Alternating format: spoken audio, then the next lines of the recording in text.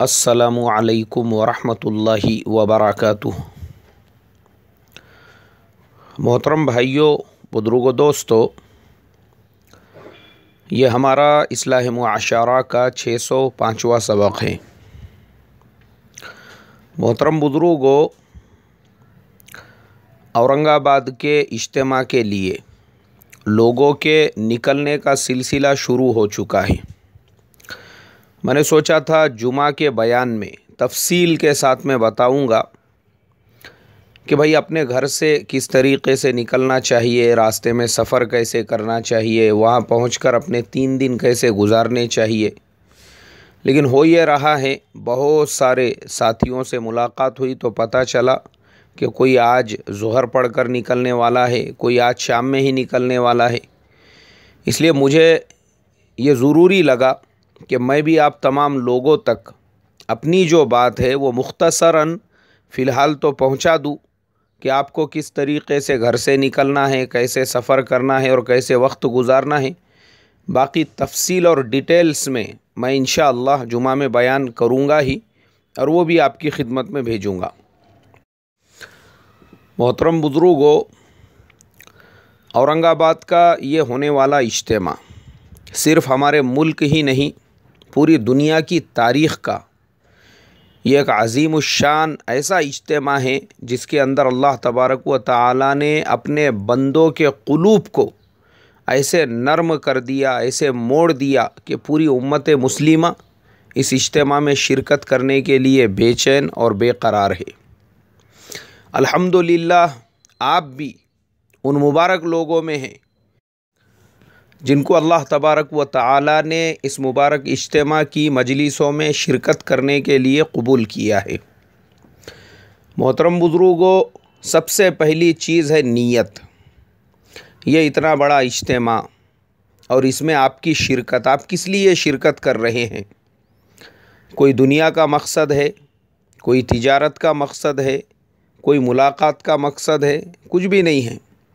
सिर्फ़ और सिर्फ आपकी नीयत अल्लाह की निस्बत है, और जो काम भी अल्लाह की निस्बत पर किया जाता है उसके जो फ़ज़ाइल है, मोहतरम बुजुर्गों, सिर्फ़ एक हदीस अल्लाह के प्यारे नबी सल्लल्लाहु अलैहि वसल्लम ने फ़रमाया, कल क़यामत के दिन जब नफ्सा नफ्सी का आलम होगा, सारी मखलूक हैरान व परेशान होंगी।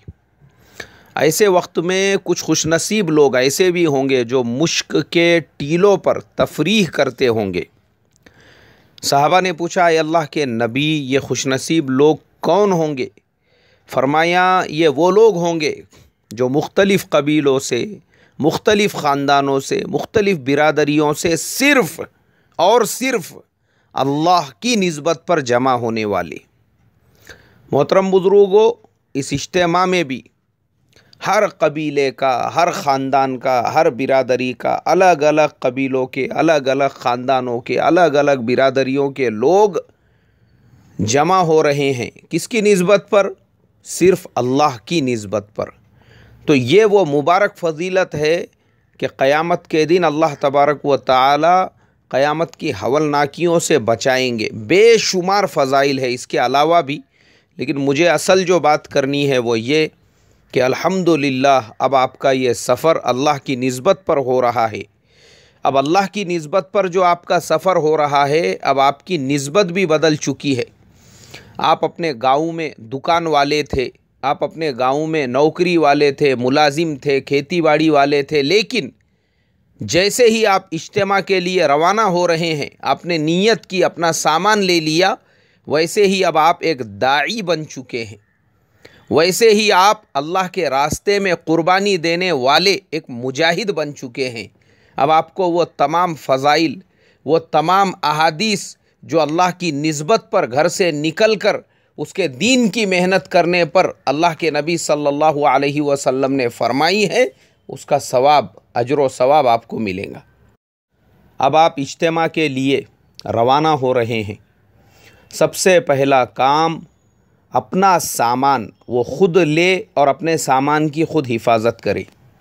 अब चाहे आप कार से सफ़र कर रहे हो, चाहे आप बस से सफ़र कर रहे हो, चाहे आप ट्रेन से सफ़र कर रहे हों, वो तमाम सुन्नतें सबसे पहले घर से निकलते वक्त दुआओं का एहतमाम करें। किसी भी गाड़ी में आप सफ़र कर रहे हो, बिस्मिल्लाहिर्रहमानिर्रहीम और सीधा पैर उसके अंदर दाखिल करें।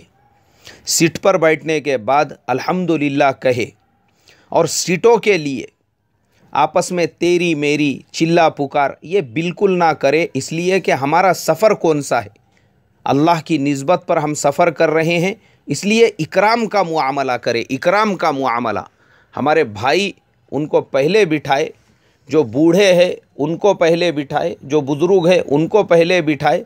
अगर आपको जगह नहीं भी मिलती है और आप खड़े होकर सफ़र करते हैं, खुदा की कसम आपका ये मुजाहिदा, आपकी ये मेहनत, आपकी ये कोशिश रायगा नहीं जाएगी, इसके असरात आपके आने वाले नस्लों पर भी पड़ेंगे।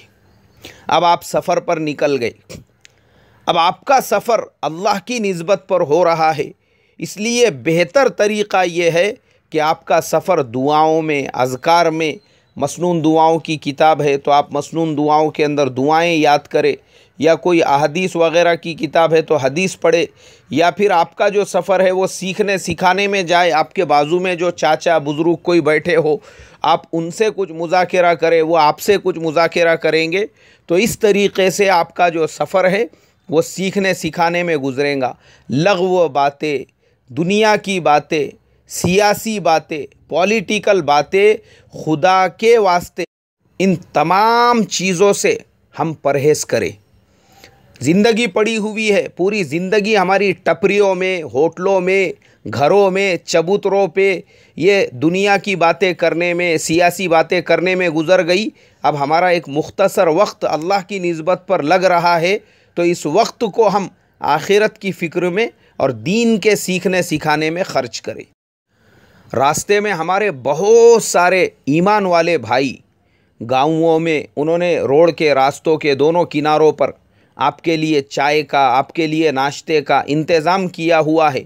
और बहुत सारी जगह पर आपको हमारे नॉन मुस्लिम भाई वो भी मिलेंगे, उन्होंने भी आपके लिए चाय का, नाश्ते का इंतज़ाम किया हुआ है। खुदा के वास्ते जितनी ज़रूरत है उतना ही हम ले, अपने पास में ज़ख़ीरा अंदोज़ी ना करें। ज़रूरत है तो बिल्कुल ले, और अगर ज़रूरत नहीं है तो प्यार से, मोहब्बत से वो जो भाई है आपका इकराम कर रहे हैं उनको समझाए कि भाई अल्हम्दुलिल्लाह बस मुझे इतनी ही ज़रूरत है, अल्लाह आपको इसका अजर व सवाब अता फ़रमाए।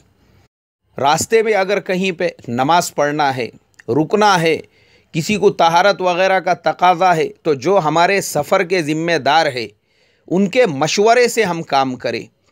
ज़िम्मेदार साहब ने एक टाइम दे दिए कि भाई यहाँ पे अपने को सिर्फ 10 मिनट रुकना है, 15 मिनट, तो अपनी ज़रूरत को जल्दी से जल्दी पूरा करके फ़ौरन अपनी जगह पे आके हम बैठ जाए।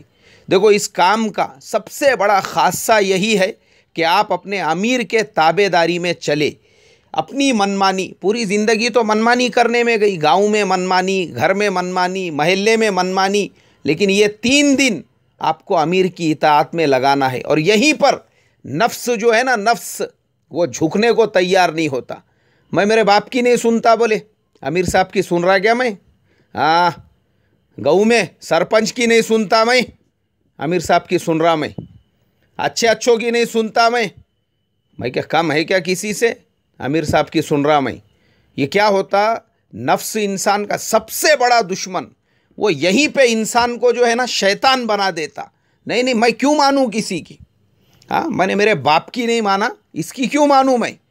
तो देखो, ये जो शैतानी और ये जो गंदे जज्बात है, इसको अपने दिल से निकाले। ठीक है, मैं अपने गांव में, अपने बस्ती में, अपने इलाके में बहुत बड़ा शाना हूँ, लेकिन अब ये जो 3 दिन है, मेरे अमीर की इताअत में ही मेरे लिए कामयाबी है, मैं उसी की इताअत में चलूँगा। तो जहाँ नमाज़ पढ़ने के लिए कहे वहीं पे हमको नमाज़ पढ़ना है। जहाँ रुकने के लिए अब आपका सफ़र हो रहा है, रास्ते में आपको जगह जगह पे टोल नाके मिलेंगे। हर टोल नाके पर जो भी वहाँ की पावती है वो कीमत अदा करे, पावती ले और अपना सफ़र आगे बढ़ाते रहे। अब अल्हम्दुलिल्लाह आप इज्तिमा गाह में पहुँच गए। जहाँ पर आपके तालुक़े की, आपके ज़िले की, आपके एरिए की पार्किंग है, वहीं पर आप अपनी गाड़ी को खड़ा करें। मैं मेरी गाड़ी दूसरी तरफ लगाऊंगा, जल्दी निकलना है बोले फिर दुआ के बाद में मैं मेरी गाड़ी वहाँ पे लगाऊंगा। इससे बदनज़मी होंगी और ये बेचारे जो पिछले 6 महीने से वहाँ पे मेहनतों में लगे हैं, उन्होंने अलग अलग एरिए की, अलग अलग इलाके की जो पार्किंगें बनाई हुई है, फिर उनका इतना मेहनत करके क्या फ़ायदा, जब आपके जैसा कोई डेढ़ शाना वहाँ पे आने वाला था अपनी गाड़ी अपने हिसाब से पार्क करने के लिए, तो फिर ये सारा मैनेजमेंट और सारा इंतज़ाम करके फ़ायदा क्या है। इसके लिए शानपना नहीं। जो इज्तिमा के ज़िम्मेदारों ने मशवरे से हर इलाके का जो जोन, हर गाड़ी के लिए जो अलग पार्किंग बनाई हुई है, उसी एतबार से आप अपनी गाड़ी को खड़ा करें। अब अपनी गाड़ी खड़ी हो गई तो जिस इलाके का, जिस ज़िले का जो पिंडाल है, आप उसी पिंडाल के अंदर पहुँचे अपने साथियों के साथ में।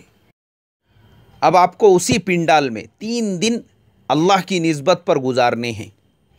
तो 2-4 बातों का एहतमाम करें।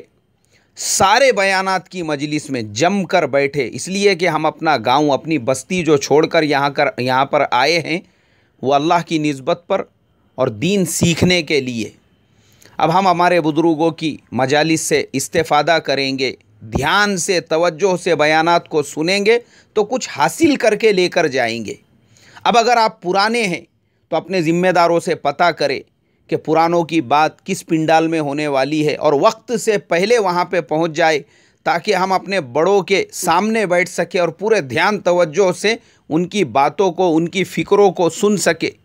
उसके बाद अगर आप उलामा हैं तो उलामा की मजलिस कहाँ पर होंगी, उसका पिंडाल कहाँ पर है, उसका भी आप एहतमाम करें, ताकि वक्त से पहले वहाँ पहुँचकर हमारे बड़े, हमारे बुज़ुर्गों, हमारे अकाबिर के ऊपर अल्लाह ने जो फ़िक्रों को खोला है वो हम तक सही ढंग से और सही तरीक़े से पहुँच सके। वरना आप इतने बड़े इज्तिमा में जाकर भी आप पुराने हैं और पुरानों की मजलिस में नहीं पहुँचे, महरूमी की बात है।